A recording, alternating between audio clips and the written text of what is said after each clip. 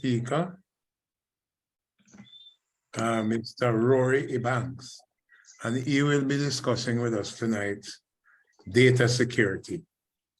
The topic is why you should be worried and what you can do about it. So we look forward to that, and I'm sure it is going to be interesting, right? So kindly stand by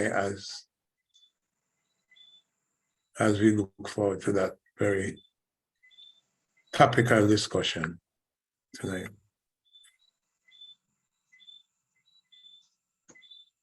Okay.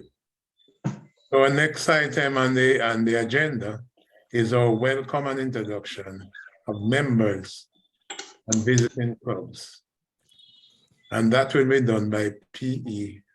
Newton Ramdale. P.E., are you on? I am on, President Junior. Good evening, Pres. Good evening, everyone. Yes. As usual, it is my pleasure to welcome you to another evening with the Kiwanis Club of Kingston. We hope everyone will have a great time, learn something about data security this evening.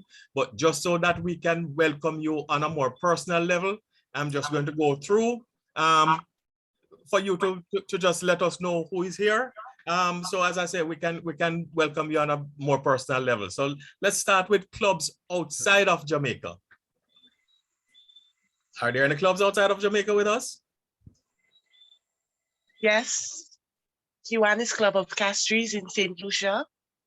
Right. All right. Great having you. Hope we'll see many more weeks when you're visiting with us. Any other club outside of Jamaica? Yes, good night. Good night. Good night, President Mike. Yes. Good night.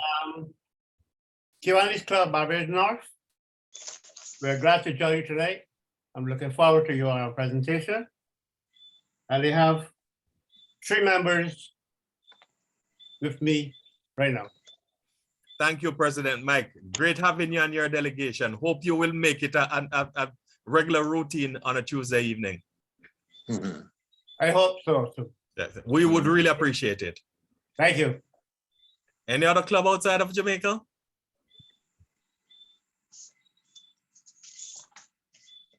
Any other club outside of Jamaica? Well, let's move on to clubs in Division 25. Which of our friends in Division 25 visiting with us this evening?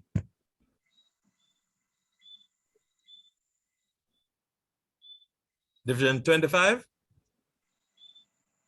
Okay, what about in Division 24?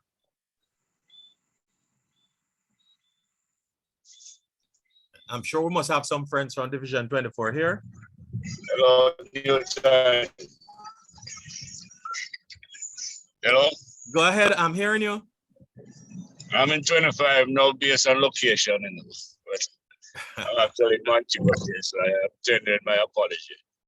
Well, you know, I would never be so bright as to tell you that you don't count, sir. So I will take it that you're in 2 divisions tonight. glad you could join us. No, I have a good meeting. I won't be able to stay much longer. Well, Lloyd apologizes. And also DP Lloyd Barnett. Okay. Well, we would love to have you, but be safe. All right, have a good meeting. Okay, I'm certain we will. Any other club in 24, Division 24? How about 23 East? 23 East? Okay, I know we all want to hear about data security, so I'm going to move on. Is there any club visiting with us from Division 23 West? Good evening. Good evening. Hello, Kiwanis and guests. Good evening. This is DP Marian from the Kiwanis Club of Guyville. It's my pleasure to be joining your meeting, and I'm happy for the invitation. My president will be joining shortly. Thank you, DP Marian. Glad to have you, and we look forward to your president join us as well. Hope you'll enjoy the evening. Okay, any club from 23 West?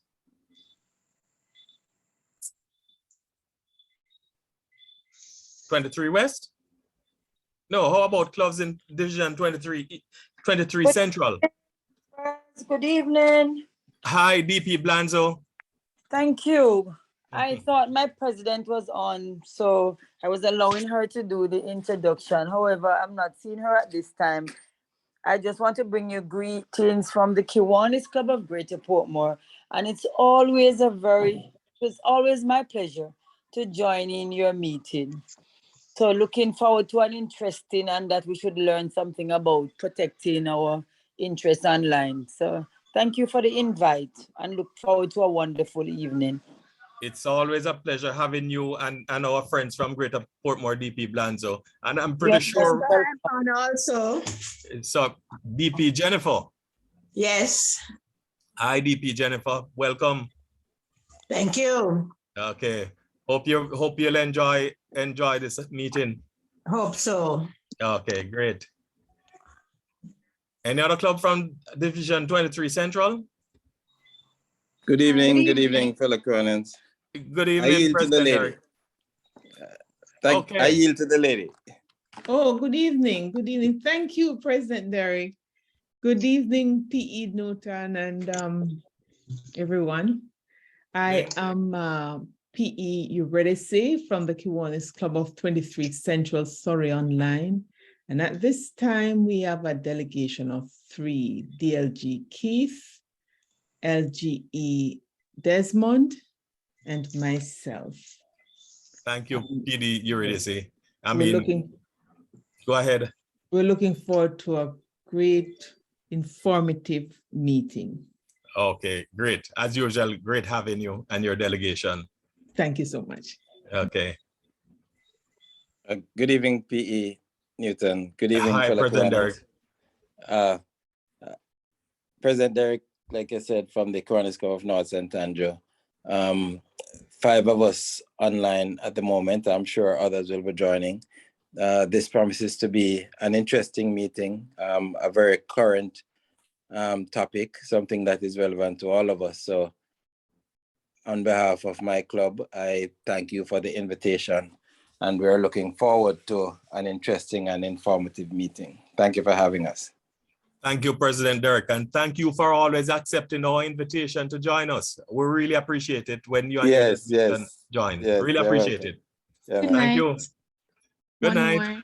Good night. My name is Narja James. I'm Key Club Jamaica District's District Bulletin Editor.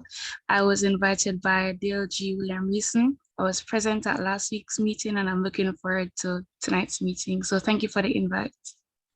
Thank you, Bulletin Editor Narja. And even more important to me than you being here last week and you being here this week is that you're also going to be here next week.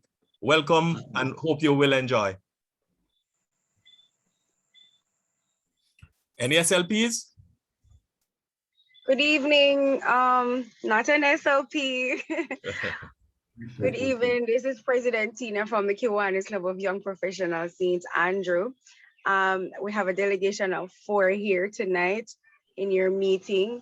I could not afford to miss this meeting because I got the invite at 4:47 this morning. So it was the first on the to-do list. Thank you, DLG Reason. So I'm looking forward to a wonderful meeting this evening. Thank you, President Tina. And just one correction. You say you're glad to be here at your meeting. It's not your meeting, this is our meeting. Kiwanis Club of Kingston, when we put on a meeting, it's for everyone. We don't say us and them, it's our meeting. So glad to have you, President Tina, and your delegation. Thank you. Any SLPs? Good evening, President Haley from Holy Child High School here. Thank you for inviting us, and I'm currently with a delegation of 4 and hope it will be growing pretty soon. Okay, great. Always nice to have you. And I see here President Alex Brown from KC Online. Nice to have you, President Alex. Any other SLPs? Good evening. I'm President Malik Harris from the St. George's College Key Club. We are currently 8 in numbers. I was invited by DLG William Reason. at about 5 something this morning. So it was the first thing I would have seen when I woke up. We were here last week, we're here this week, and more than likely we'll be here again next week. Thank you very much. Okay, thank you, President Malik. And I want to tell you something about DLG Willie. Whenever DLG Willie invites you to a meeting, he's not inviting you just to the next meeting. He's inviting you to all subsequent meetings. So even if you don't see the physical invitation, please join us each Tuesday. Any other SLPs?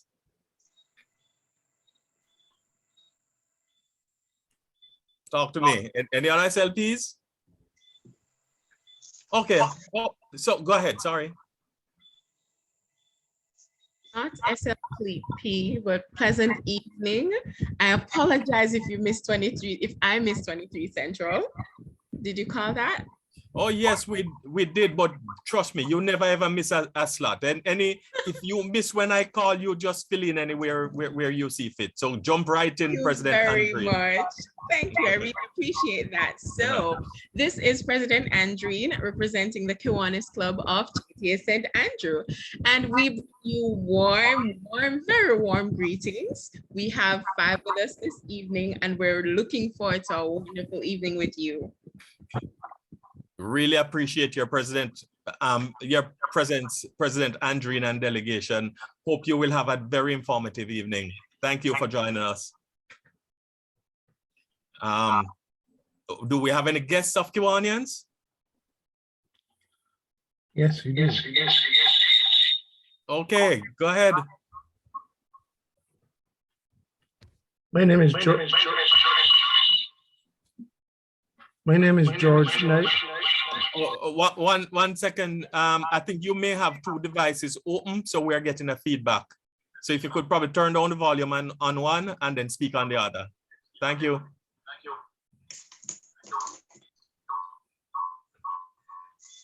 Okay, is that any better?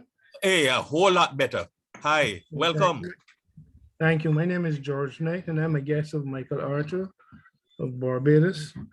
And I'm eagerly looking forward to hearing what you have to say. I know it'll be very interesting. Okay, I really appreciate you joining us, and I hope you will not be disappointed. Well, I won't say I hope. I know you won't be disappointed at the end of the evening. Nice having you. Glad for the reassurance. Okay, thank you.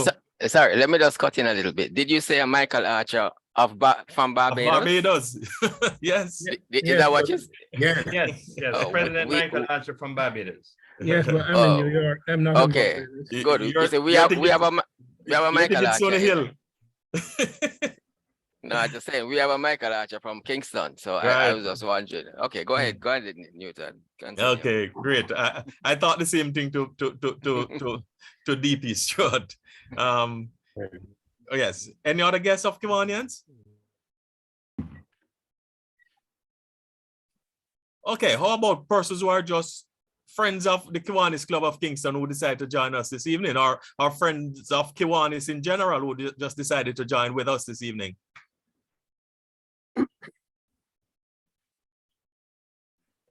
And I see Treasurer Candice Thompson is with us. Welcome, Treasurer Candice.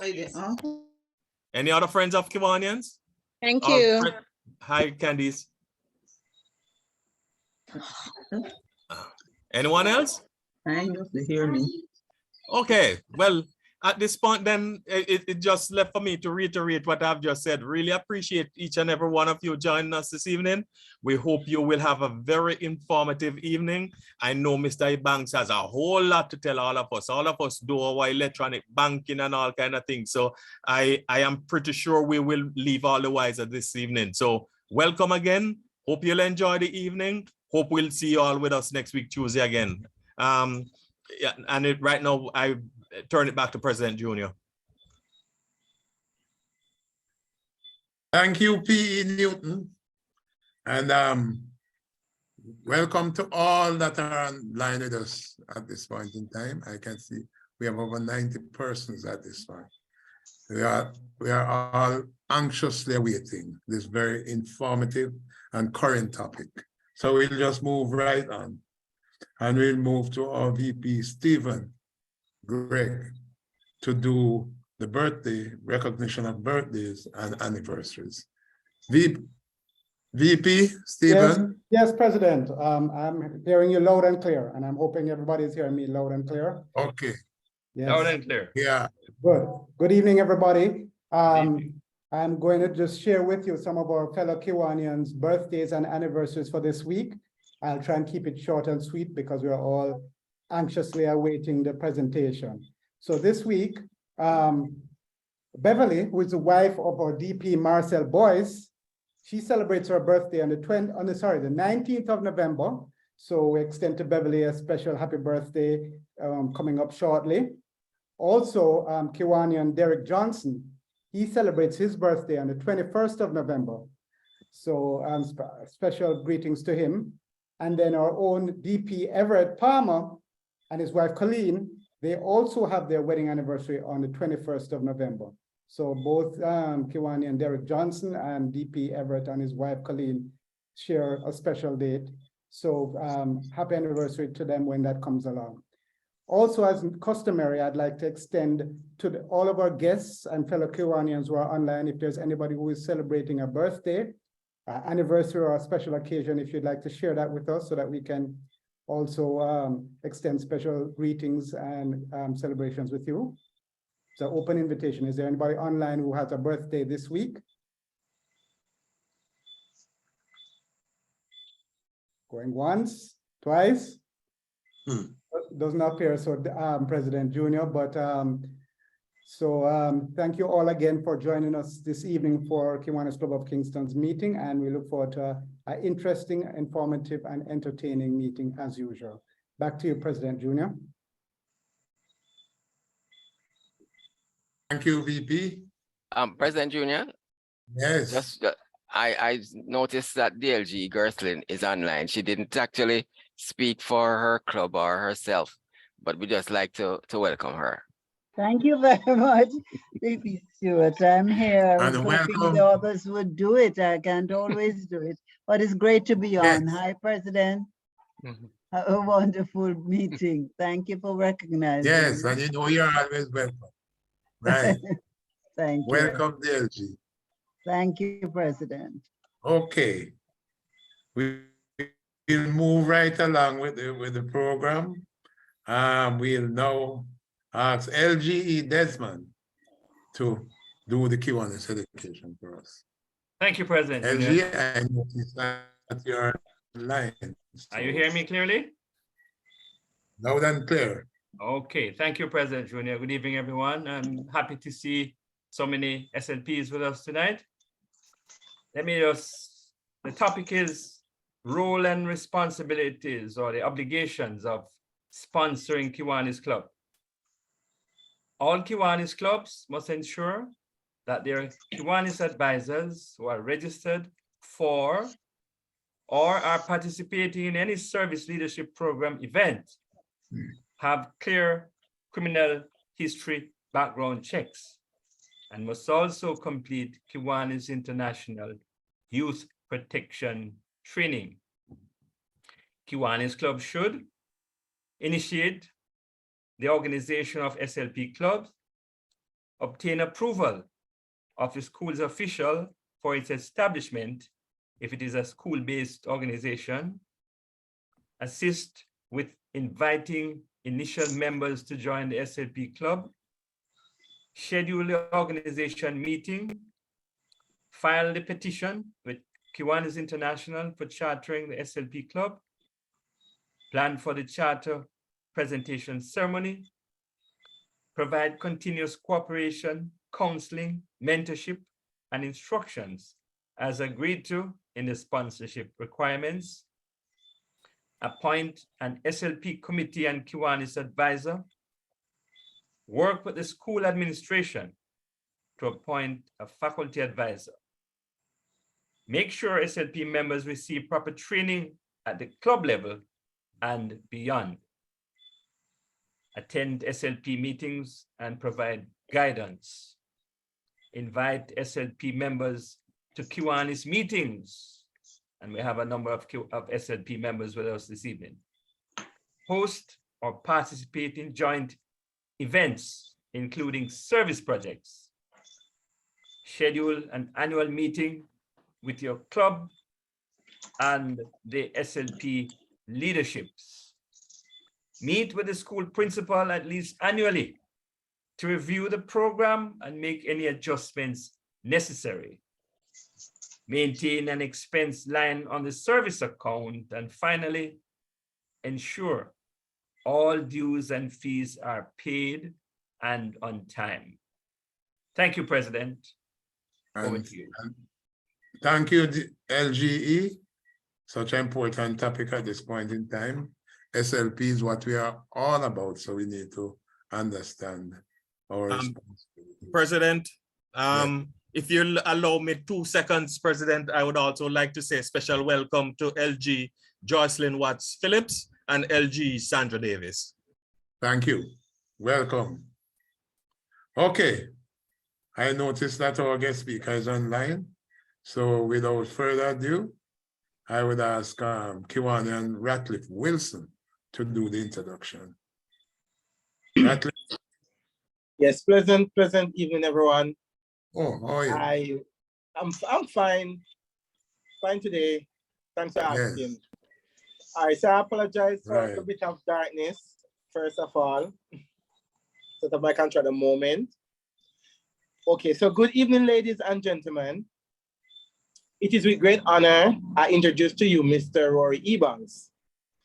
Who is Mr. Rory Ebanks? Well, for those of us who don't know, and for those of us who might have some knowledge, Mr. Rory Ebanks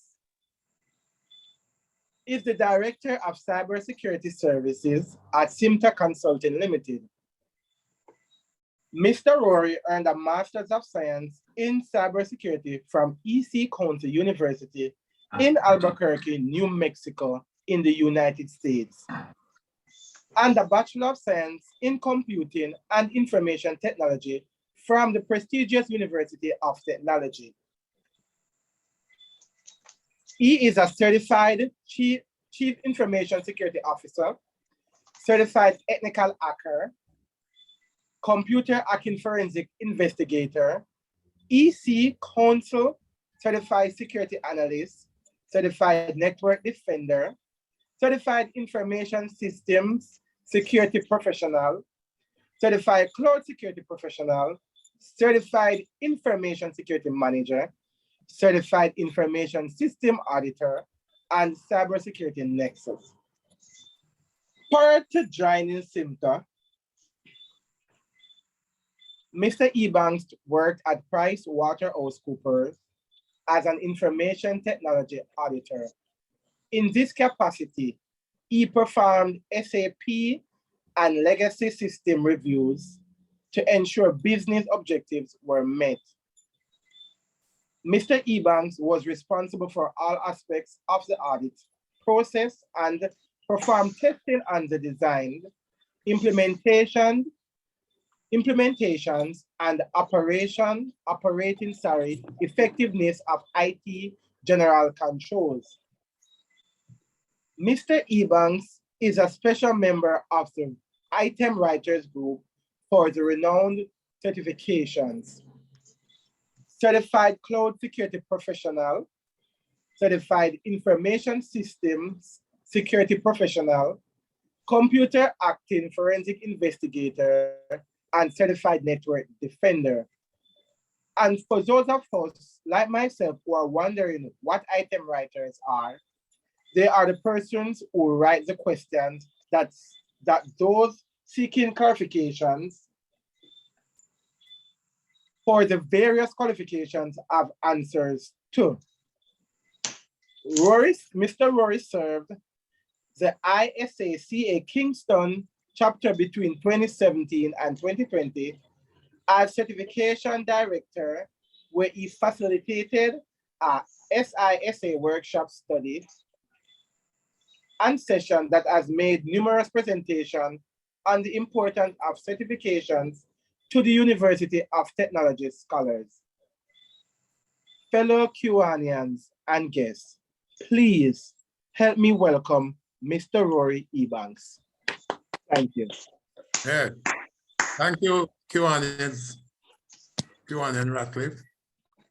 And now, without further ado, I'll ask Mr.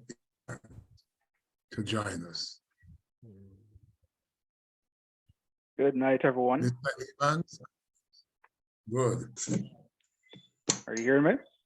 Yes, we're We are hearing hearing you. you. Good. All right, perfect. And are you seeing my screen? Are we seeing Yes. you? Yes, we're seeing your screen. All right, great. And you. And you as well. Wonderful. Thank you for the introduction, Radcliffe, and thank you, Kiwanis, for inviting me here to share some security information with you. So made a slight change or tweak to the topic. So the topic will be building for the future, strengthening Caribbean against cyber attacks. And we'll be speaking about threat actors, statistics, patterns, and trends pertaining to security. And I'm also going to be doing a very quick demo about a security scenario. We're going through some ways to mitigate the risk. And also I'll just touch on some of the cybersecurity services that we offer and help different Caribbean countries to protect themselves. So a quick glance at Symptai. So Radcliffe would have spoken about the company. So we have been in operation for about 25 years. Currently, we have roughly about 64 team members. We operate in 22 different countries. From a security perspective, we have worked in not only the Caribbean, but also in North America, Canada, and also have done work for organizations in Europe. In terms of a market presence in Jamaica, we work with 5 of the 8 major banks. We work with all the major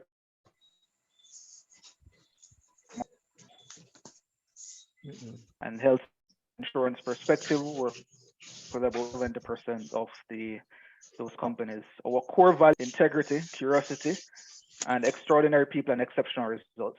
And the last 2 pretty much guides all of us in terms of ensuring that we're certified, trained, and can deliver exceptional results to our clients. So before I even get into anything, I want to ask you guys a question to find the hacker. So we have 5 different options, and you could just type in the chat to tell us, who do you think is a hacker in this option? So we have option A here. Seems like a lady just around her desk, typing away, seems pretty friendly. Maybe an employee. Then we have option B, someone that is around their computer in the dark. Then C, maybe one of us kids. And we have option D. I think D definitely looks someone that is up to some type of malicious intent, maybe an angry co-worker. And E is typically someone that is portrayed as a hacker. All right, let's see some responses in the chat. C, A, D, B. Orion says all of the above.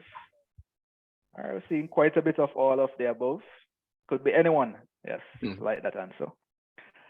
So in short order, the answer is all of the above. Anyone can be a hacker. So threat actors come from different avenues, even nation states. So in the Caribbean, we have never thought about it, but even another Caribbean country could be a threat to us. They could be attacking us. We have seen it in Ukraine versus Russia, that Russia is attacking Ukraine, both physically and both virtually. So that is a threat actor. We have malicious individuals with bad intention. We have employees that can be attackers. We even have contractors, even our neighbors are attackers. Our neighbors, as simple as it may sound, they may try to steal your free Wi-Fi. That is a hack. That is an attack. Those are threats. Customers are attackers. Even our children. Sometimes they borrow your phone, they try to download a game. That game may be malicious.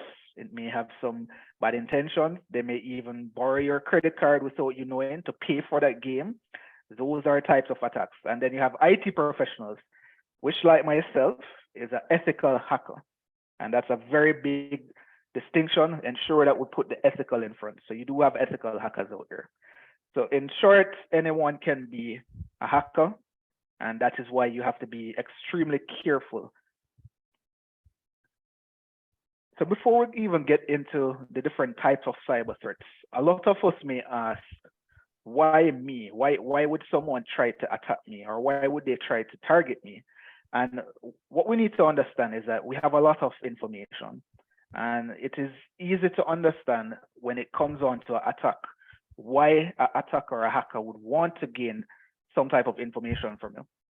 So some type of the information that we have is called PII, personal identifiable information, and it ranges very broadly. So you can have external factors, so your name, your biometric data, your picture, your ethnicity in terms of your race, your behavioral patterns, your financial data is pretty critical. So credit card number, your bank account, the ownership, if you own a car, the house, the type of car, where the house is located, your credit history, credit record, all of these are information that a hacker or an attacker would want. Even your social network. A lot of times we just post pictures, we just accept friend requests, not knowing who you're really accepting that request from. And they may just want to become a friend of you to gain insight into where are you traveling to? Who is your friend? What type of information do you post?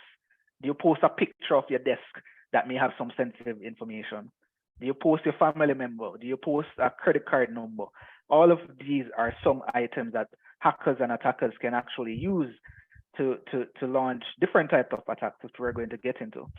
And even the devices that you use, so your computer device, your IP address, your MAC address, your browser history, these are personally identifiable information that would tell someone or an attacker who you are, what are you browsing, what is your IP address, meaning what is the address that you have on the internet.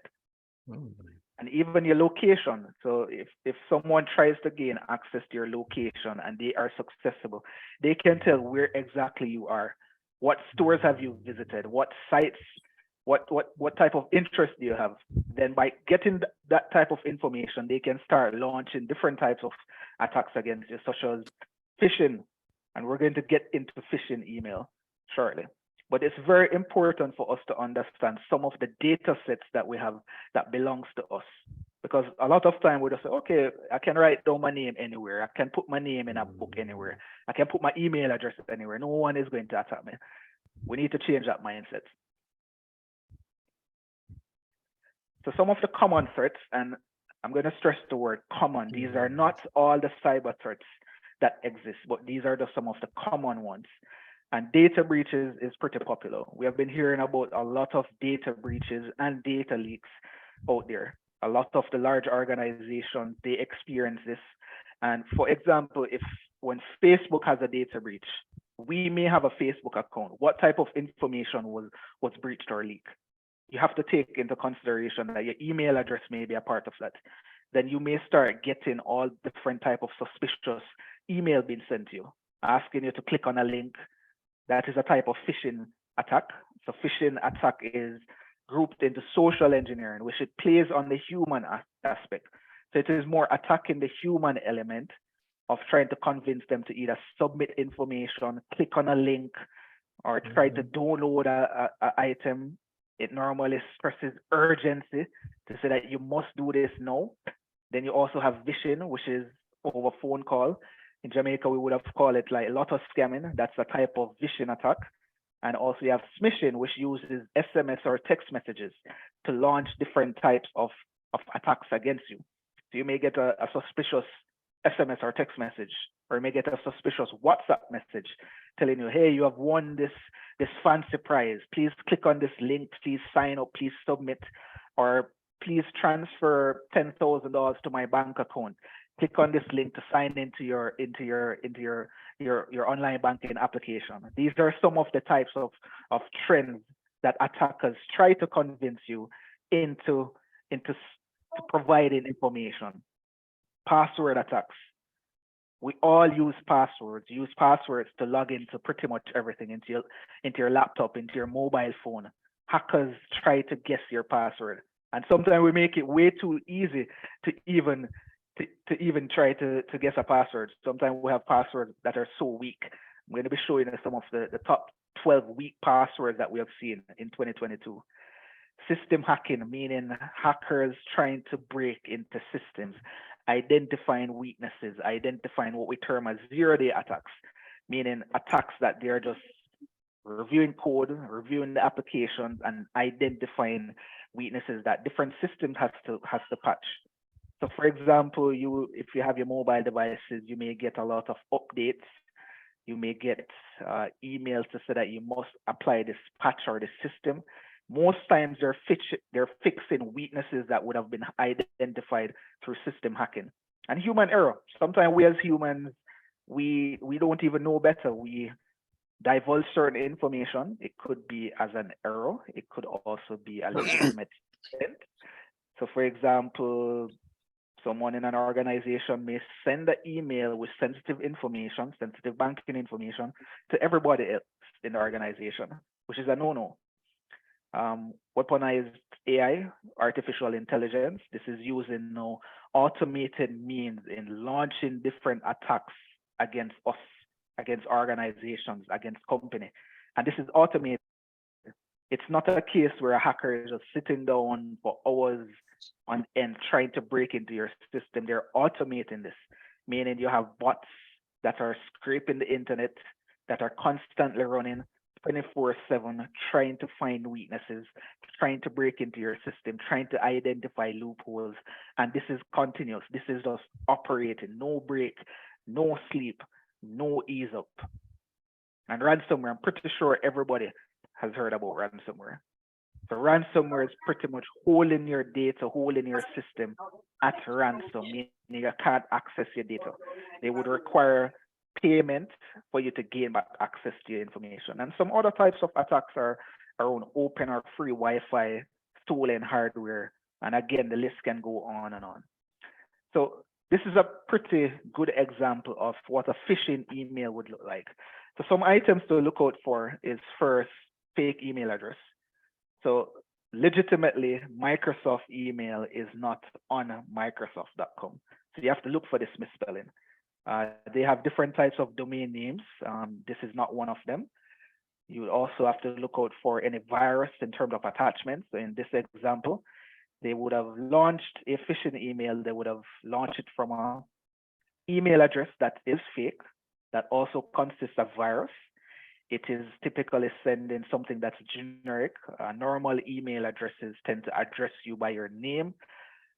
It also tends to be urgent. So it's telling you, please pay the invoice. No, it is due. No, please transfer the amount of $10,000. No, it is very urgent. They also sometimes have some type of grammar in it. They also have references to bad URLs or bad links. So these are just some examples of items to look out for. However, if an attacker is doing what's called spear phishing or more targeting phishing, they would not make some of these mistakes. So for example, they wouldn't use something generic as dear customer, because a spear phishing is a smaller targeting phishing attack. So it may be targeting 10 persons. They're targeting 10 persons. They are going to Dear Pauline, it's going to address you directly. But because the other types of phishing sites, so what they do is just be very generic and send this out to millions of persons. And next item that you need to look on when it comes on to phishing is compare the desktop version of viewing an email versus a mobile version. So this is the desktop version to the left, and this is the mobile version to the right.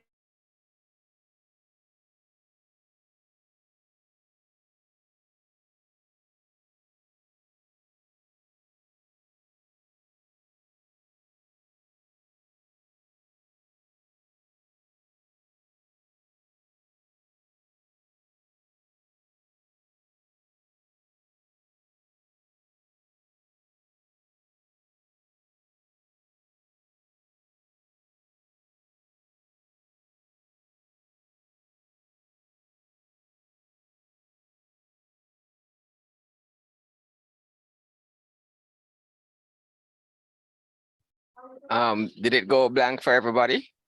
Yes, well, for me. Okay. It did for me. Okay. Yes, yes. Okay, we probably lost Rory. Yeah. Yes. Is that a Probably coming. cyber attack?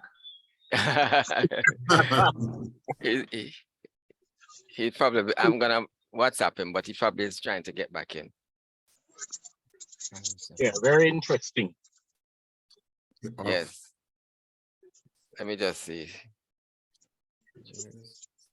Yeah. All right, let's just hold.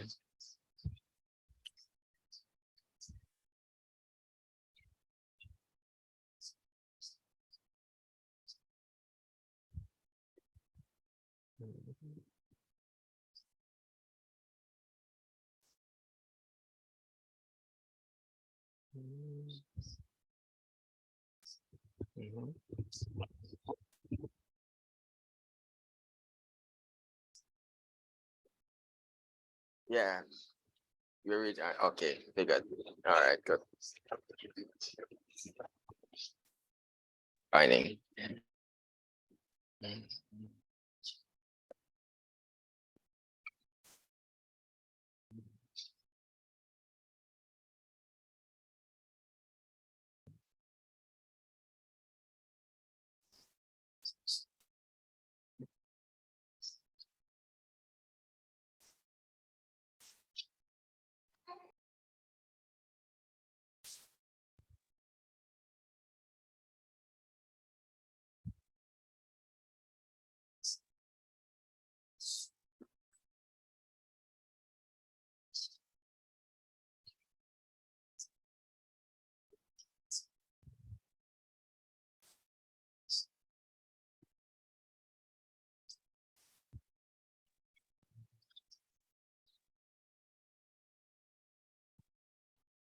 Apologies all.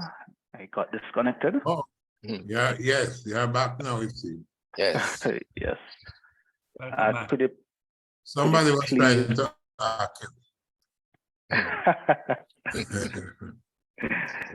I hope not. But it, we do hope that. yeah, it was a loss of internet connectivity, so I had to switch internet. Yes. Could you please provide me with the host permission, please? Oh, let me do it. Let me put it back for you. One second. Hold on. Issues too. All right, I have it. Okay. All right, you're all seeing my screen, correct? Yes, yes, we are. Okay, good. All right, so I was speaking about the difference between desktop view and mobile view. And what happens is that in a desktop view, certain information is shown versus in a mobile view. So in the mobile view, because your device is more consolidated in terms of the view.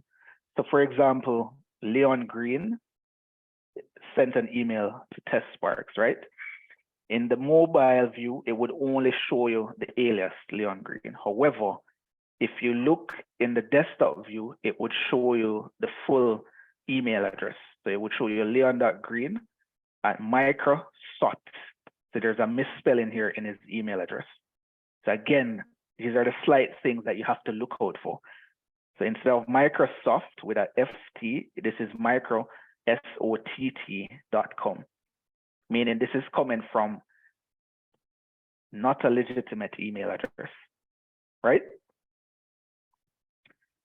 All right, so when we look on some of the breach patterns over 2021, what we saw is that system intrusion was one of the most highly used breach pattern by hackers.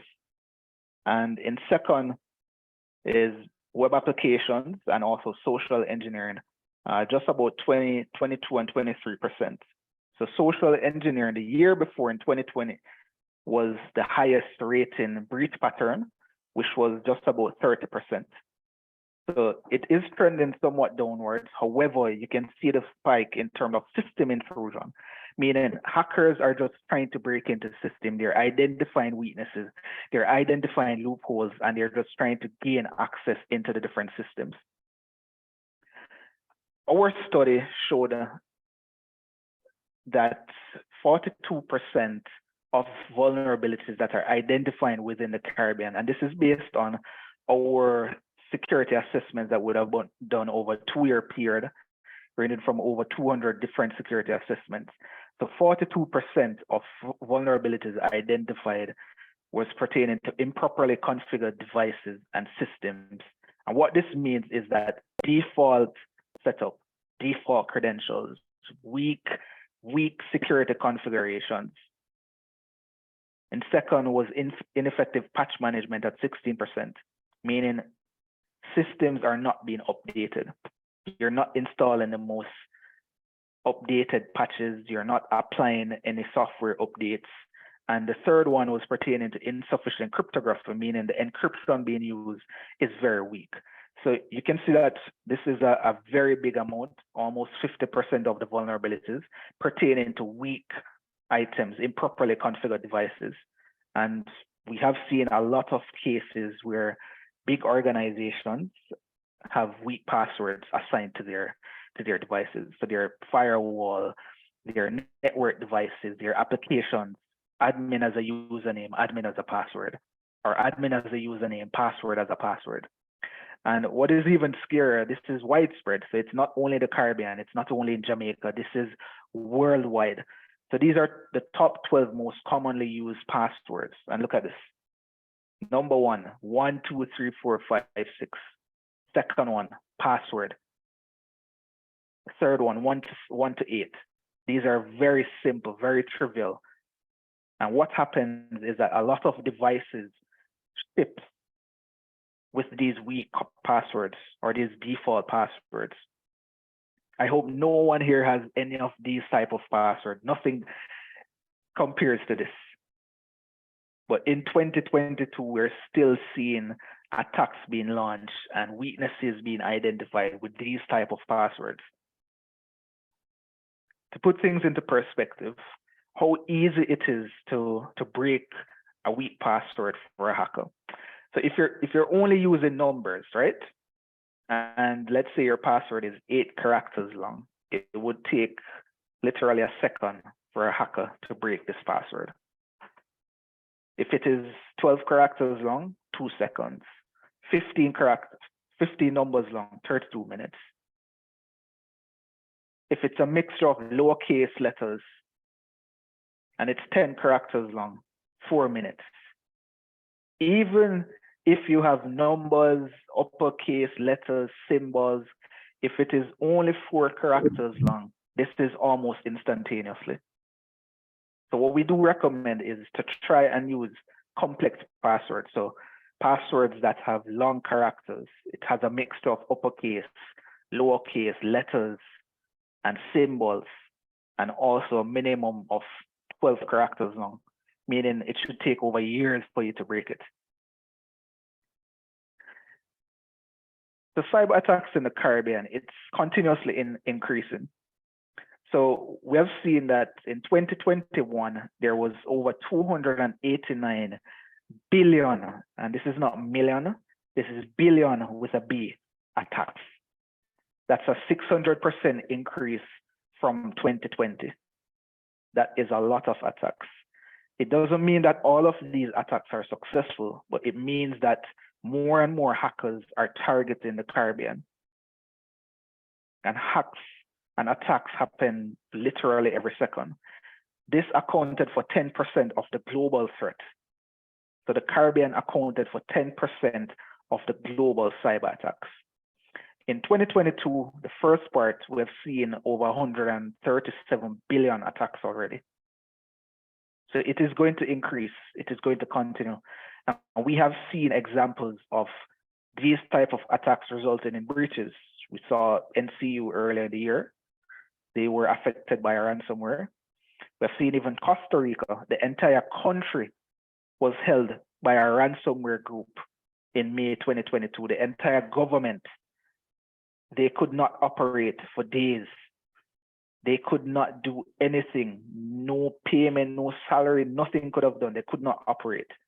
And even Massey got 2 attacks, one in April and one in October. And all of their data was held at ransom, and it was also leaked on the internet. So these are just some of the types of attacks. So every 39 seconds, there are an attack that's happening. That is over 2,000 attacks per day. A quick scenario, we all have been going through COVID. And during COVID, we would have all wanted to view some information about COVID, right? So here we have an example of how easy it is to launch a ransomware attack. And this is just by someone just downloading an application off of the internet because they wanted to get some information about COVID. And this resulted in a simple ransomware. So here we're going to show you that this is just a mobile phone. It's a Samsung device. And not to say that iPhone is not vulnerable to this also, but it is.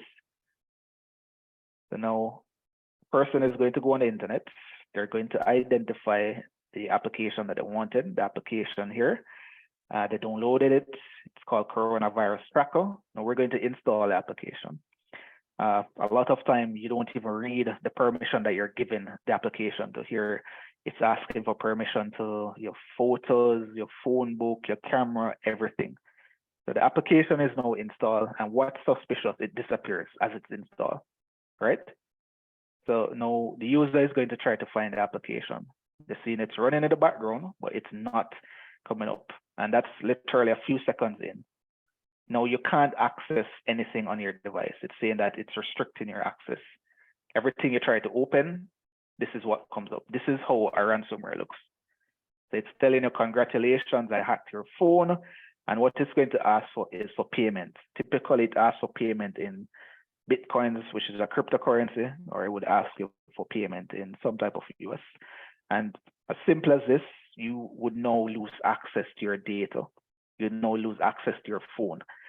You can also extrapolate this and state this could also be an attack against your laptop. It could be an attack against your company's organization.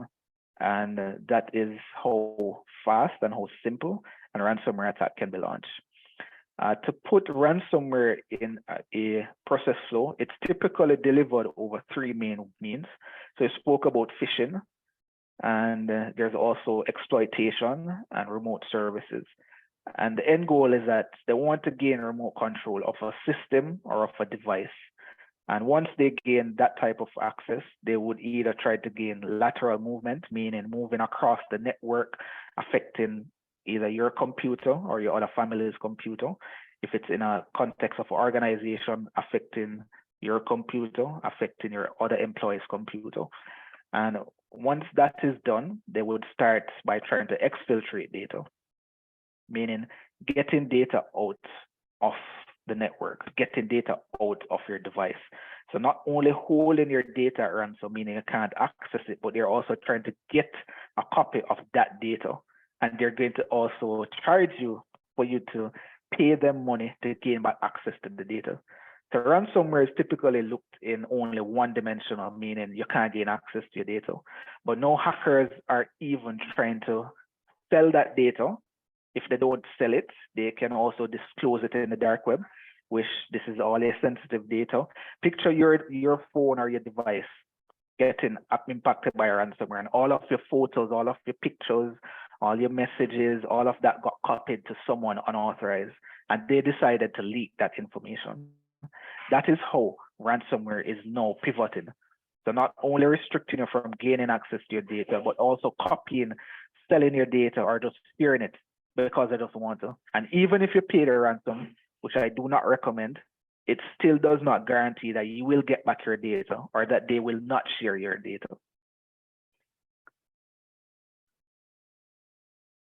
So some of the costs in terms of perspective for data breaches, and on the left-hand side, this is in millions of dollars, millions of US dollars, and this is the percentage of breach.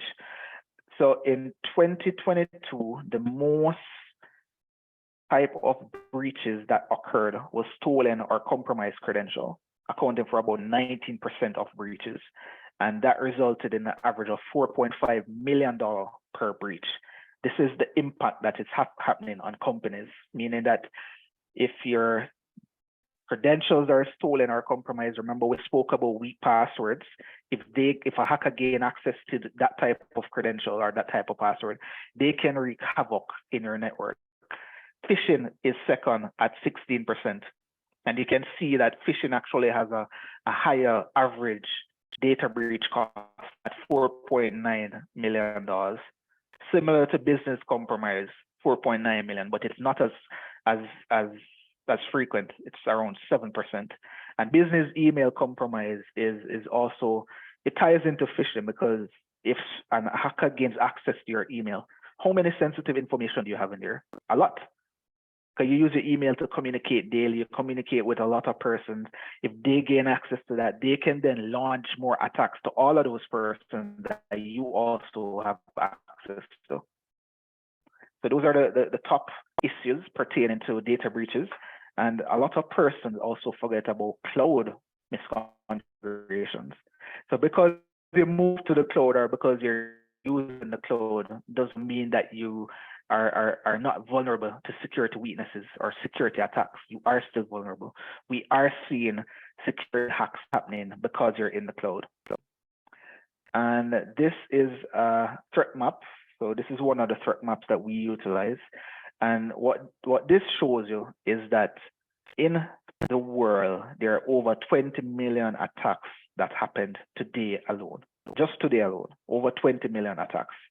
And this is actually a slow period, because last week we would have seen almost 50 million attacks happening. And this is also showing that attack is happening multiple times every second across the world. It is significant. And Jamaica, there's no exception, because we're still seeing attacks happening to Jamaica.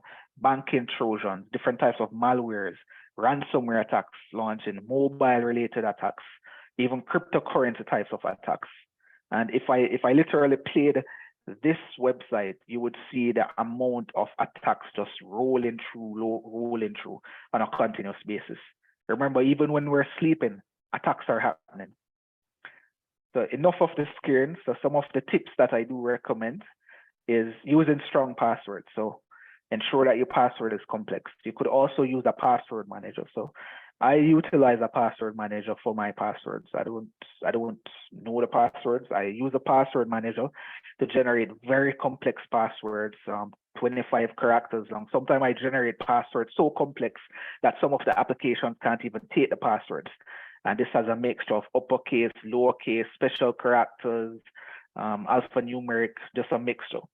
Also enable two-factor authentication or multi-factor authentication if you can, meaning this is a second layer of authentication along with your password. So yes, you can enter your password correctly, but even after that, it may send you an email for you to confirm a code. You may have an app on your device that asks for a code. It may give you a phone call for you to confirm. This is multi-factor authentication, meaning it needs more than one layer of authentication to validate you as a user. Practice least privilege. If someone doesn't need access to everything, don't give them access. If even you don't need access to certain things on the internet, don't go there, don't visit it, don't visit that website. Don't just use the most high level account as possible. Try to have backups. Back up your data, back up your files, and don't back up your information on the same device that you're using. Use something separate. So for example, you may want to back up certain information on a cloud. You have OneDrive, you have iCloud. You can use all these different technologies to keep a backup. Keep up to date. Ensure that your devices are up to date. It's patched. Don't run outdated softwares. Ensure that it's up to date, because they have security patches that will apply to your devices and make you more secure. And screen all your emails, screen all suspicious emails. Ensure that even if you have some type of spam filter, email filter, you as the user have to screen it yourself also. So avoid opening every email, avoid responding to every email. If it looks suspicious, call the person.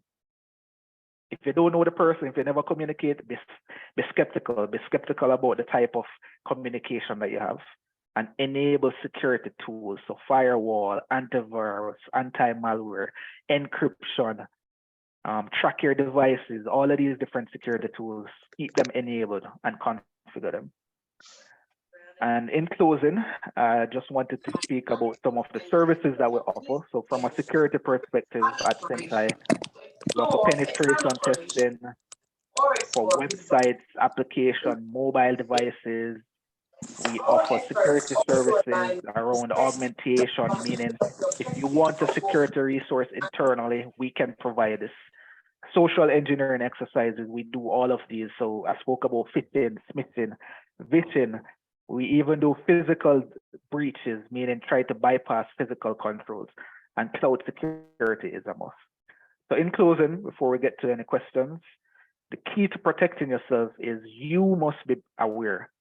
It all comes down to you. The user is ultimately responsible. It doesn't matter if you work with a company and the company invests millions of dollars in security. You as the user also have to play a role in securing yourself. You have to secure your personal device. You have to secure your internet banking. Yes, the banks have a role to play also, but if you go and write down your password, how is that the bank's fault? You as a user have to be security conscious. So we all have a role to play in cybersecurity.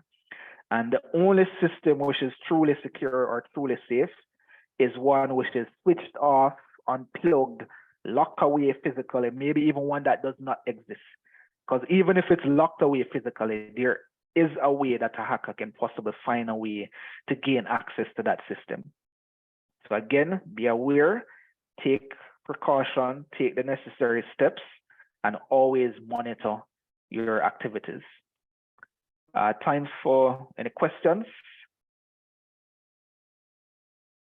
Okay, there you go. Thank you, Mr. Rory. Yeah. Lot of information. We'll just give you time now for questions and answers. Let me just get in a quick one, President Junior. Go ahead. Rory, thank you again for coming and for sharing what you have shared. Could you tell us? All right, password manager. Is that something to generate? Can you recommend a particular any particular one that would be a good one to use? So there's quite a bit of them out there. So for example, even Google has a password manager, which is pretty good. Your iPhone have a password manager. You have LastPass, OneKeep. These are pretty good password managers. Some of them are free. Some of them, if you want additional security features, you may have to pay for them. But those are pretty good password managers. When you said Google, you're not talking. You talk about something different from the one that remembers your passwords. Is that the different? Yeah, so it's similar technology, but it has a vault that it can store it in. Okay. So not just the browser saving your password, but they actually have a password manager. Okay. Okay. Thank you. Floor is open. What's good with a password manager is that it should also be able to generate secure passwords. So it should be able to save passwords so you don't have to write them down or remember them. And it should also be able to generate, but also be able to audit some of the passwords that you set. And it should also require multi-factor, two-factor authentication to gain access to the passwords. I see a question from Joshua Willis in the chat. Yeah, so how can you track down the hacker responsible for this threat? So it varies. We have different ways that we track down the different attacks, and it also depends on the type of system and the type of information. So one of the services that we do is called forensic analysis or forensic investigation, where it tries to pinpoint exactly what happened. So for example, in a ransomware breach, how did the ransomware get on a computer? Where did it come from? Where did it originate from? Who is responsible for this? Typically, we're looking at IP addresses or email addresses where it's coming from. You do have tricks where you may try to spoof an IP address, so you think that it's coming from Jamaica, however, it's coming from the US or Russia. So it's a lot of tracing and tracking that's done, and a lot of investigation. And most times, you have to also correlate or coordinate with different institutions and different organizations.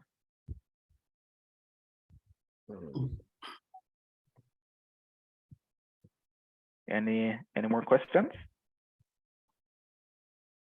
Yes, the floor is open, gentlemen and ladies. Remember, there are no silly questions. Just ask whatever you're worried about. All right. Sorry, go ahead. Go ahead, Aaron. All right. The banks, well, some banks change their password, ask you to change your password every 365 days. Some never ask you to change them. But the one that asks you to write every 365 days, could we use managed password to get that? Because as we get older, and me in particular, you can't remember the last one you used and you have to make minor changes and then you wonder. That's one of the problems we have. I have, sorry. Yes. What do you recommend?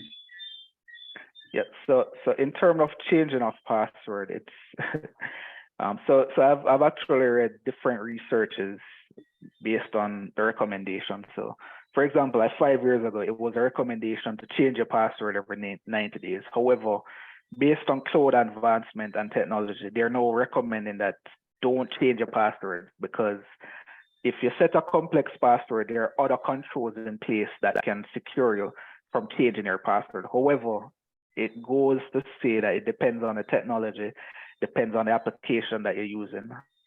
What I would recommend is to still periodically change your password, because if there's a compromise, you don't want that password to be impacted. Also, don't use the same password across multiple applications or systems.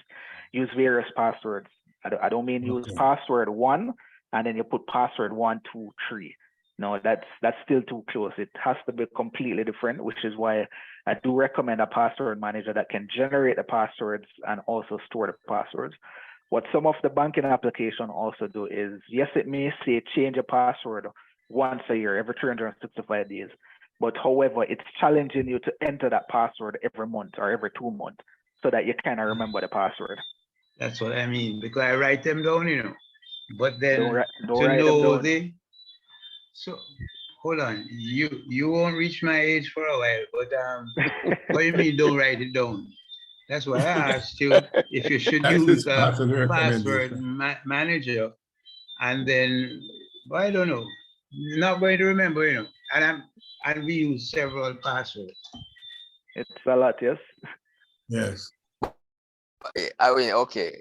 I still haven't got my answer. There are 3 hands up, DP Stewart. Okay. No, but just continuing on what Earl was saying. I mean, I was just saying, I also write down passwords. I mean, if you keep what you write down in a secure place, how reasonable is that? That's Still what don't write it down. How secure is that place? Is it on a sticky note on your desk? No, well, Or I is- keep or is it. on I the- keep or it is on in a myself. drawer? On your cell. I keep it on myself. Mark you. I know that on the cell it could be dangerous, but Yes. I keep it in a diary thing, a little thing, and it's usually in places that I would look. Nobody else goes there. And that's what we always think. Nobody else will have access to the house, not the helper. Nobody No, else I will don't have leave it at access home. to I have it in to a your pouch all the phone. time. You If they can't lose steal the my pouch. pouch, All right. Or but if you leave the pouch on a desk, maybe a change in your clothes, that's a perfect time. So there's a lot of scenarios. 'Cause even if you save it in your phone, only the security of the phone is protecting you. So if you save it in your phone and you have a weak password or don't have a strong password, that still is a bypass of security. So what we normally recommend is to have a defense in depth, meaning you're having different layers of security right across.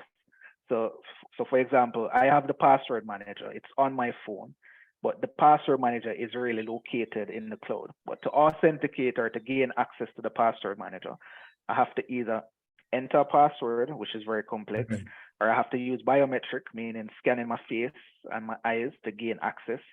Even when I do that, I still get challenged for a second level of authentication, meaning I have to use a code along with all of that layer to gain access to the password. Okay, I want us to take some questions that are in the chats. Sorry, there's one from President Mike Archer. He had his hand up, so go ahead, President. Yes, good night. I wanted to, if you could just speak a little bit on off-site records. As an old public officer, I always had a concern about records that we keep that could be easily destroyed by fire or whatever. It might not be necessarily related to what you're talking about tonight, but I'm thinking that you might have some input here with regards to the benefits of having off-site record by organizations. Yep. So it depends on the type of off-site record and where you store it, because some regulators require that you have physical copies of the documents, right? So what you need to ensure that is, where do you store the documents? How do you store them? Is it that you store them in a folder that's on the ground, which may be susceptible to mold, mildew, water? As I spoke about fire, that's also a possibility. Who also has access to that storeroom? Is it stored on the same building where the main office is, or is it stored somewhere else? If it's stored somewhere else, is it only a minute away or 5 minutes away, or is it hours away geographically? Because again, you don't want the same natural disaster to impact your primary location and then also your offsite storage. So those are some things that you have to consider. And what's also interesting is that when you store offsite records, what type of information are you storing? Is it spoke about PII, personally identified information? Is it sensitive information being stored? Are you redacting any of the information? Meaning that if that information gets in the wrong hands, can somebody see my name, my email address, my password, my credit card information, all of those different information, and can relate that primarily to me? Or is it some type of anonymous information? So lots of things that we can consider in terms of offsite storage and securing it. Okay. And remember that as a part of security, there is physical breaches. So it's not common, but there are physical attacks also, which is a part of IT security. Okay, thank you. Okay, let's go to President Stacey Ann Powell. Good night, everyone. Right. Yes, good night. My question is, I noticed he spoke on the different trends that we have been seeing as it relates to data breaches. In relation to our cybercrimes legislation, unauthorized access to computer data and stuff, is it that you advise your clients or persons who have suffered data breaches to report the matter to the JCF, and or do you submit information or data or statistics trends to the cyber incident response team so we can keep abreast as it relates to the different trends? So I do recommend reporting it to the different authorities based on the regulations. When we get contacted, we can't report it. If we're going to report it, it has to be anonymous, because most times companies contract us to do the investigation. So we can't report on behalf of them because we're tied based on the laws and the contracts, and it's sometimes private.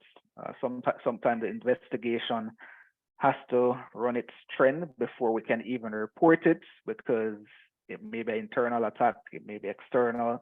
So depending on the type of information that is being disclosed, we have to trend pretty carefully. But if it's any company, generally ensure that you report it, because you want the proper investigation to occur. You also want the assistance from the government, because they also have access to certain technology, certain type of information, and they can also put different trends, different tips in place in terms of protecting not only that same organization, but also making the rest of us, the rest of the country, the rest of the Caribbean aware of these types of attacks. Okay, could we move to Jevon? He's like next in line with his hand up. I also see a few questions in the chat. Yes, we'll come to the chat, but let's take the hands first. Jevon? Not hearing you. Well, let's go to Millicent Acosta. Thank you very much. This is Millicent Acosta, President of Geisel. Yes, excellent presentation so far. I have a little question, statement, concern. You know, sometimes we have our online banking and stuff, and we are using our phones. And sometimes when you're setting the password, you get some messages coming up. Do you want to save on Google? Do you want to, you know, all of those questions and stuff sometimes. And then sometimes when you're doing the additional information, it sends you to your email, and then you're on the phone doing the check-in, and it gives you just a little bit of time. And by the time you open the email, the time has lapsed. So you have to be using two instruments, one to do the transaction, and when it sends it to your email, you got to run on your computer quickly to go and open the email to see the verification code that is sent, and then you have to put in the code within a certain time. Sometimes it gets so annoying, you know, for somebody in my age group. But you're saying, based on what you're saying that these are layers of security that are necessary? Yes, so it's good control. So picture it, if it's annoying you, that means it's also annoying the hacker, right? So we have to make it as difficult as possible for them to also try to gain access to your information. But it is a good control and a good practice. And what you could do is possibly, instead of using the email, some of the online banking has a authenticator app that you may use. So you would already have the authenticator. Yes, some of them app we on your have the RSA token thingy. Correct. Yes. So that may give you a little more time. So as you said, you would have a separate device so you could look on the code. Okay. I think Stephen Gregg was next in line with his hand up. Stephen? Thank you so much for that answer. I appreciate it. You're welcome, Millicent. Thank you. Okay, thank you. Good evening, Rory. I had a quick question. I have an iPhone, and as you know, the iPhone has Face ID. I wanted to know, in terms of weight, how strong is the Face ID? And also you can have multi-layer security, so you could have Face ID plus a numeric code plus other systems. Is that something that would suffice or alternate from the actual password manager? What version iPhone do you have? 13. Okay, yeah, man, the Face ID is good on that. So as I said, I do recommend multi-layer. So you could go with a biometric using a Face ID, but still ensure that you have a strong password. And if possible, don't use PIN. I don't recommend PIN because PIN is only numbers and it's easy to be broken. Even some phones used to have like the pattern lock.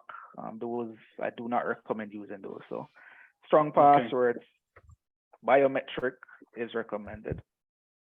Okay. All right. Thank you. Good presentation. Thank you. Thanks, Stephen. There was a question in the chat about how safe are these password managers, because they have heard of them being hacked themselves. Could you comment on that?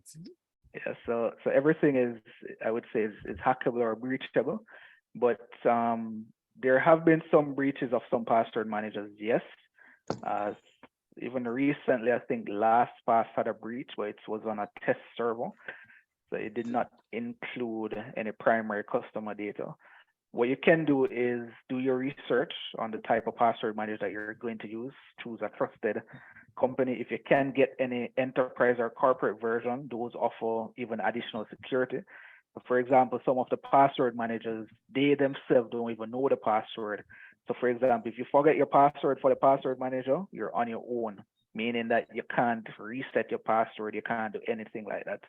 So you have to watch and be careful of how you select the password manager, and you have to still remember the password to secure the password manager. Somebody also asked, how can you track down the hacker responsible for this threat? I think I answered that question already. That was from Joshua, right? Yes. Okay.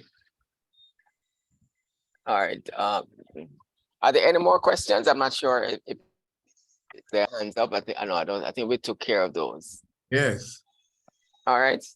Okay. We're about to wrap, so we'll allow one more, two at the most, if anybody has something they want to get off the chest.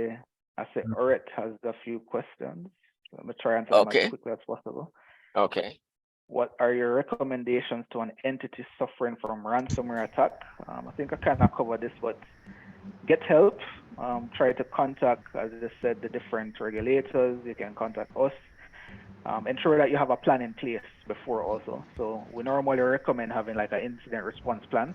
So don't wait until you get attacked. That's when you're trying to figure out what to do, to check to see if you have backups in place, if you have firewall protection. Sometimes even the endpoint security that you choose, meaning the antivirus that you choose, can help you in a ransomware attack, because you have some ransomware that if the antivirus detects it, it can automatically roll back your devices.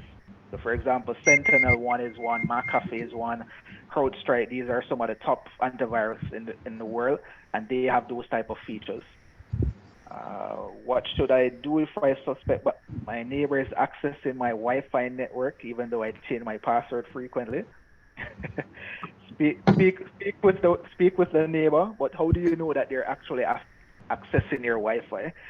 You can actually log into your router and look to see the different devices that's accessing it. What you may need to do is to change it to a very complex password.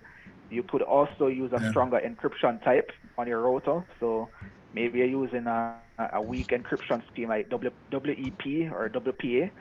Try to use WPA2 or WPA3, which has the capability of having a longer password that is more complex. You could also use MAC filtering. So these are a little more technical, but those are ways that you can block who gains access to your device. And okay. Sorry if I'm going over in a time. What type of firewall is the best to use when creating cybersecurity for large firms? Also, does it depend on a country's information? It depends. So I wouldn't recommend any specific one firewall, because you have a lot of firewalls out there. Checkpoint, Palo Alto, Fortinet, Cisco, all of these are pretty good firewalls. Some of them have advantages over the others. What's good is that ensure that it is configured appropriately. It has security updates and patches, because you can have the top of the line firewall, but if it's misconfigured, it's almost as useless as any one of the cheap or old or weak firewalls out there. So it all depends on how it's configured, how it's patched, how it's implemented, how it's maintained, how it's supported. And I would say you could choose from any one of the top 5 vendors and you should be good. When you say configured, it's not something you would do yourself. Yeah, I mean, so what does that mean? The question was from Joshua, and he stated for a large firm, meaning that it wouldn't be for personal use. So it would entail like a company coming in and configuring the devices. You may have multiple firewalls depending on the type of network architecture or layout that you're going for. You may have different load balancers. Even outside of a firewall, you may have different features that's built onto the firewall: intrusion detection system, anti-malware system, spam filtering, all of these built around the enterprise firewall. And in terms of configuration, so for example, we typically go into organization and assess the configuration of a firewall, meaning the rule sets that are in place, who can access it, how is VPN set up, meaning who can remotely connect to the firewall, the type of cryptography that's used, what are the different rule sets in place. Do you have any set rule, meaning any rules that comes into the firewall is automatically switched? So it's a lot of different technical terms, but if you do select one of the top vendors, have it properly configured, have it properly tested also, you should be good. And you as an end user can also look on your firewall, ensure that your firewall is enabled. So if you have a laptop, most times it ships with a default firewall. You can also go and install a more technically advanced firewall from a vendor. If you have a laptop, depending on the type of laptop, it may be a Windows 10, Windows 11. I think it ships with Microsoft Defender, which can be a pretty good firewall if it's configured appropriately. but it's good that you have layers of protection in place. Okay, thank you. Back to you, President Junior. Thank you. Thank you. Why so much information? We could go on and on for the whole night, but we don't have that kind of time. What I'm going to be asking the meeting to do is to allow us further extension, an extension of time for about 10-15 minutes to finish. Can we have that? So moved. So moved. So moved. So moved. Thanks. All right. Thank you again. Thank you again, Mr. Rory. So much information. So, so I just ask our director, David, to give the vote of thanks at this point. Thank you, President. Can you hear me? Yes, we're hearing you. Yes. We are here. I'm here. Great. Yes. Good evening again. So, Rory, it is certainly my pleasure to give the vote of thanks to you.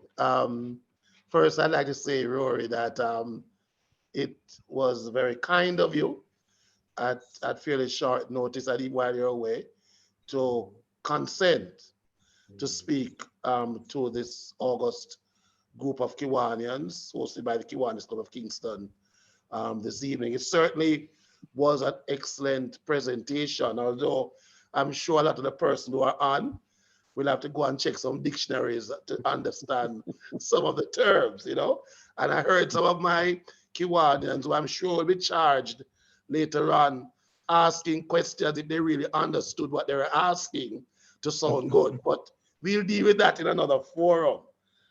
Certainly, you have had to change the mindset, Rory, in terms of how people think about cybersecurity. And when we look at even 14 different cyber threats that we didn't know, some persons didn't know exist. I've had the pleasure of working within the industry, and I certainly know, and you have proven this evening that you know what you're talking about. People now have a different opportunity to look at their phones and wonder what's going on with their phones. And when you talk about ransomware, what's behind all their pictures.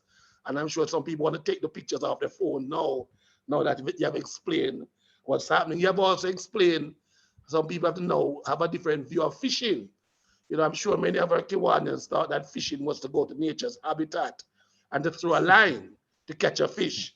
But you have explained it very well. And then the firewall, some people might have had a different thought of what a firewall is. So you have done an excellent job. And at the end of the day, you are reminding that the user is ultimately should be aware, and we all have a role to play in cybersecurity. So Rory, on behalf of the president and the executives and the Kiwanis Club of Kingston, I want to thank you for taking the time and doing an excellent job in presenting to us this evening.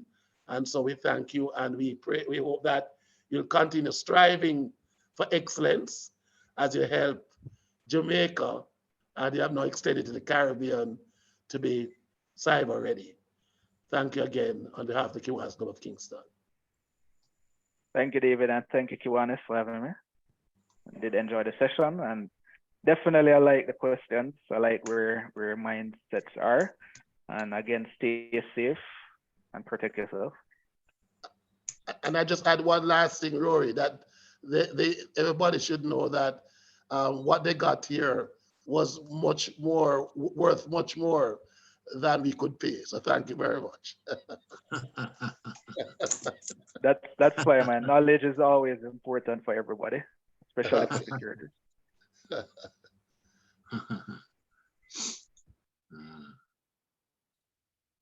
Over to you, President. Thank you.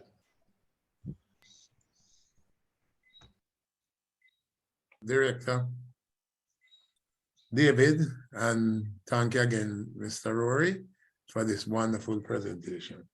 Yeah, when I pulled it out to make it run in the bucket, it started to run on the ground. That's when I realized. Okay. So we move to our Sarge. DP Earl is back. Sarge, are you on? I heard you earlier.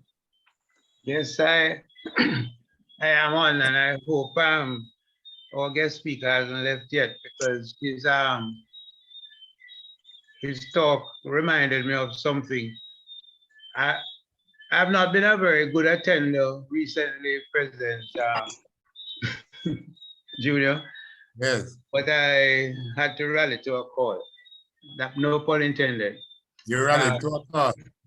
Yeah, Raleigh called me to call.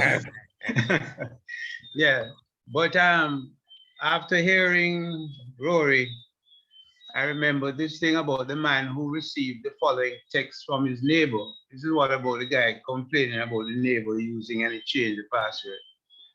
Well, this guy had a guilty conscience and he wrote to his neighbor, he texted him and said, "I'm so sorry, Bob. I've been riddled with guilt and I have to confess. I've been tapping your wife day and night when you're not around. I'm not getting any at home, but that's no excuse. I can no longer live with the guilt, and I hope you will accept my apology. And with my promise that it won't happen again." Yes. The man, anguished and betrayed, went into his bedroom, grabbed his gun, and without a word shot his wife and killed her. A few moments later, a second text came in. Damn autocorrect. I meant Wi-Fi, not wife. But that was not the That is a very expensive joke, you know, sir. right. That was not the one meant for tonight. Hold on. That was not the one meant for tonight but it was prompted by the discussion and the question that somebody asked. The real one I had for you, and everybody's going to pay a fine if they don't laugh at this one. Anyway, it's like a good friend of mine was married for some 25 years, and he was complaining that his wife said that he never ever puts the toothpaste cover back on the toothpaste. So he decided on this anniversary that, I should really try. So he started putting back the top on the toothpaste tube. 1 week passed, the wife didn't say anything. 2 weeks passed, she didn't say anything. And then she looked at him during the 3rd week and said, "Why have you stopped brushing your teeth?" You can't wait sometimes. So that's all I have to bring for you tonight, but everybody should pay a fine for enjoying them. All right. And I hope especially that dear G. Gertlin realizes that I have improved. I think she left the call. Thank you, Sarge. Thank you. Okay, so good. Thank you. Good. We'll move to notices and announcement. Also, interclub opportunities at this time. Thank you, President DLG, Junior. who you have for us? Thank you. Fellow Kiwanians, back to school supply drive still going on. An ongoing project jointly with Michael Circle K, the Kiwanis Club of Builders, Nation Builders, Kingston. On Thursday, we have Christmas Ball Planning Committee meeting at my home at 52 Henning Crescent. That begins at 5:30. And the Service Leadership Program Key Club Committee has asked if they could join us afterwards at 7 o'clock. So SLP members, particularly our Key Club, Kiwanian advisors, my host, 7 o'clock. Fellow Kiwanians, very important. December 3 is our grand Christmas charity ball at the Pegasus Hotel. Now, the proceeds from this event will assist in funding a number of the club's charity projects for 2002 to 2023, with special emphasis on children, the disabled, and the disadvantaged. Now, the club is preparing a program for the event, and we are soliciting advertisements. Cost for the ticket is $15,000. Some people have said it's too expensive, but unfortunately we can't get it any cheaper or make it any cheaper without realizing a profit.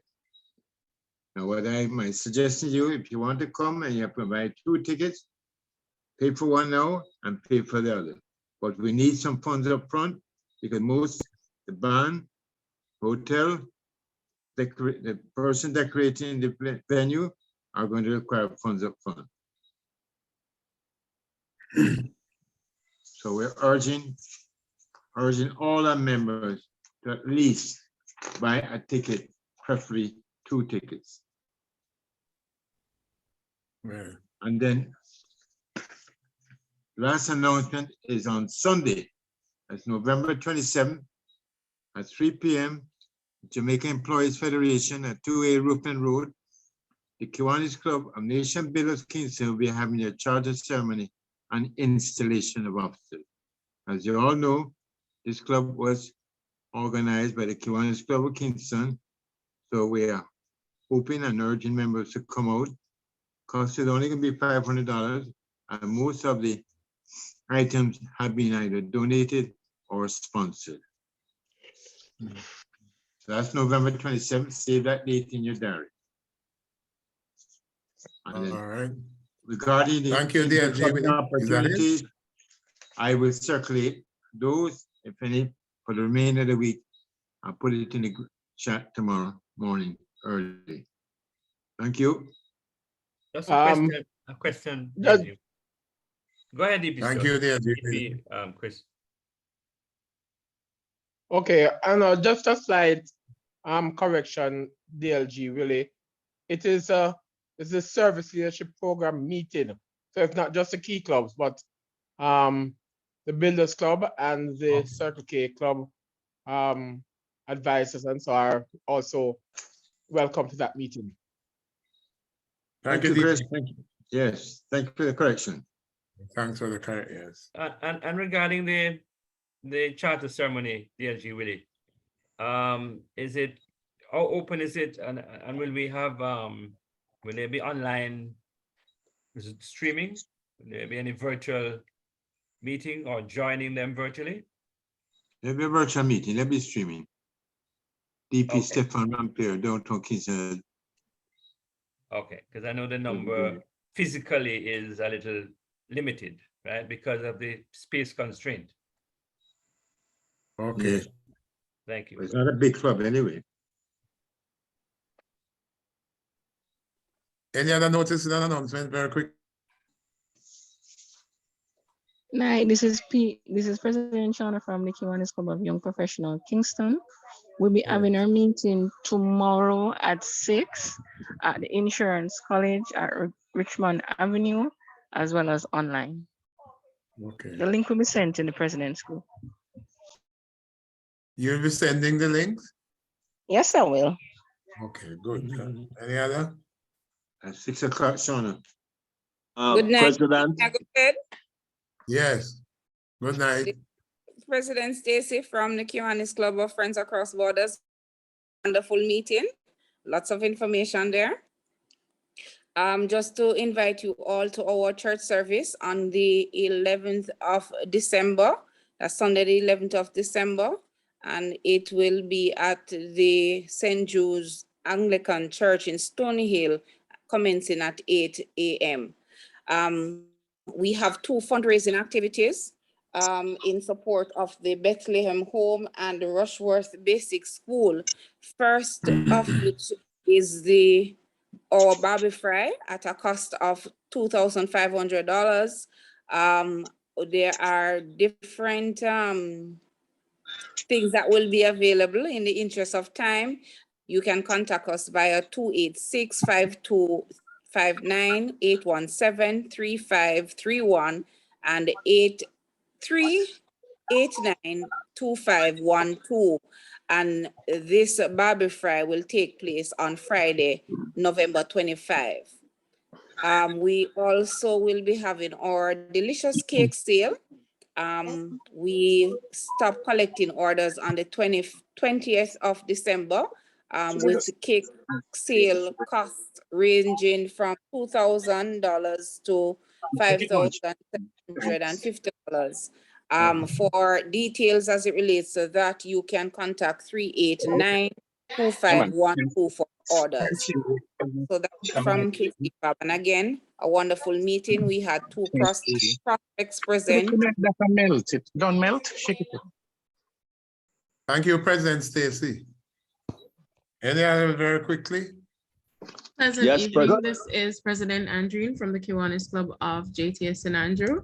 Yes, we did enjoy our time this evening. I do work in IT, so you know I was really interested. Thank you for that presentation. Now we have 3 initiatives for the rest of the year that we're seeking your support on. First one is an educational toy drive, as well as diaper drive. Those will go to the mustard seed communities. We also have a Christmas cake sale.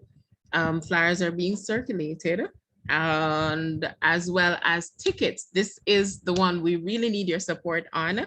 We have tickets for the Basil Dawkins play on the 31st of December. I know that date is kind of controversial, but you can come before you go to the fireworks or you know, thereabouts. So you can reach out to President Andreen 837-6929 or DP Dominique. Thank you. Thank you, President Andrew. Any other announcement? Yes, good evening, President Junior. This is DLG Keith. Good evening. Sorry. DLG Right, so, Keith. yes, and I go ahead. believe I'm, other than dual member Ralston, I believe I'm the only other member here. So I'm announcing our fundraising party called Stump in the Hills, November 26th, that's Saturday. It's at Golden Spring, Kingston Reggae Gardens, and the cost is $1,500 pre-sold, $2,000 at the gate. Parking is at the Golden Spring Community Center. Okay. Thank you.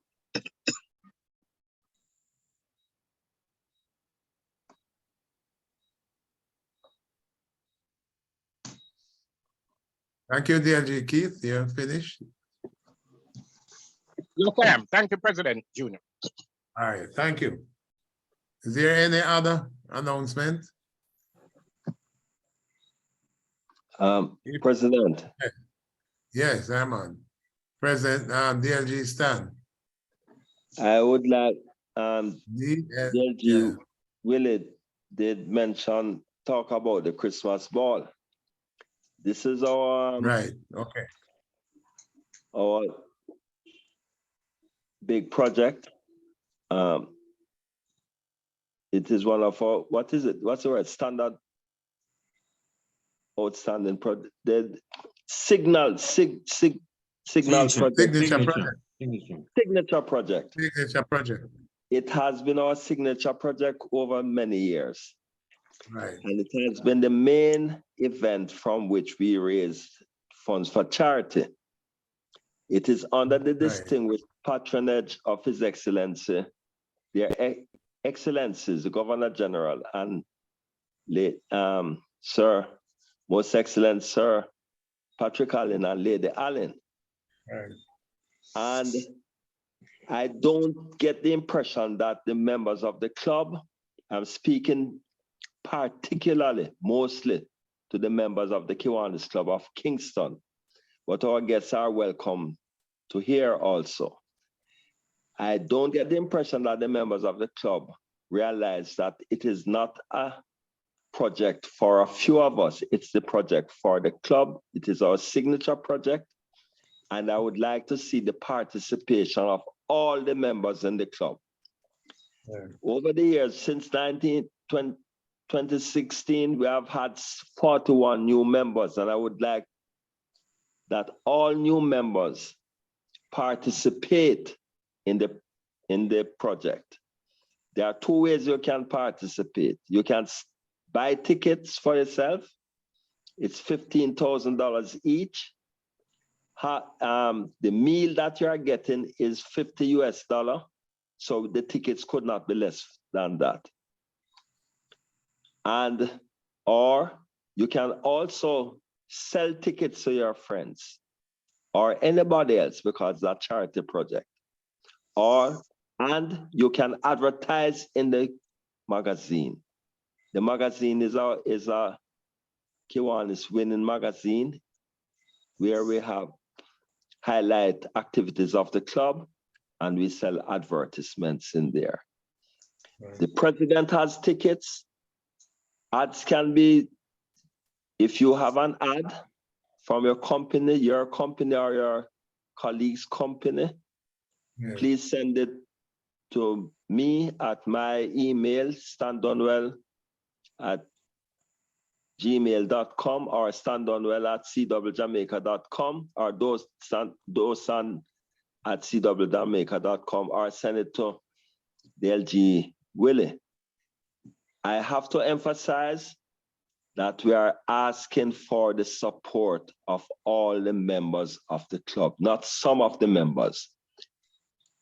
I think members should make sacrifice to buy the tickets. It's a one-off project for the year to attend. It will be a gala event. It will be very enjoyable.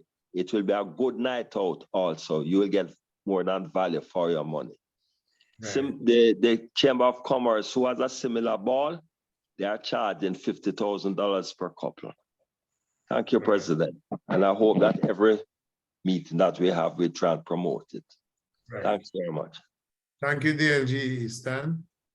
And just to say to the members and others, we cannot overemphasize this. We need all hands on deck. And time is against us at this point in time. So we need to do what we are doing as quickly as possible. All right, so we just move into our next item, which is start of the week, and we'll have Chairman DP Stewart to come in on this.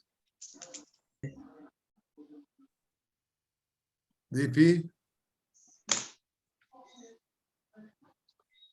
DP still? Well, he went for a walk.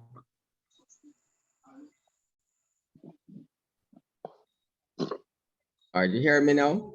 We're hearing you now. Yes, yes. Right. I was trying to use another microphone, but it wasn't. Anyway, my two thoughts. Hold on, let me try and close this. Yes. Right. Yes. Yes, I'm coming. I'm trying to close.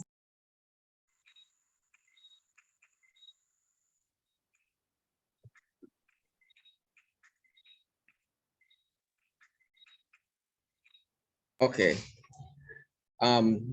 Stop. I'm hearing an echo, but I don't know how to get rid of it right now. Oh, I now understand. All right.